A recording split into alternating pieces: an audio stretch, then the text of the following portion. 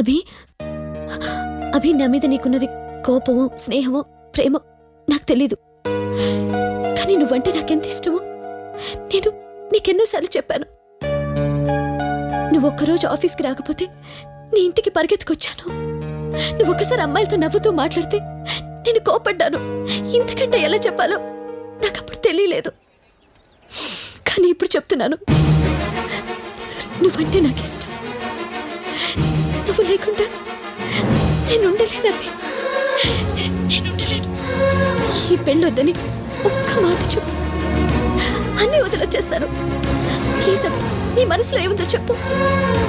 సే something Abhi. Abhi hello hello Harika, Harika వినపట్లేదు. Harika hello Abhi. Hello Harika, hello hello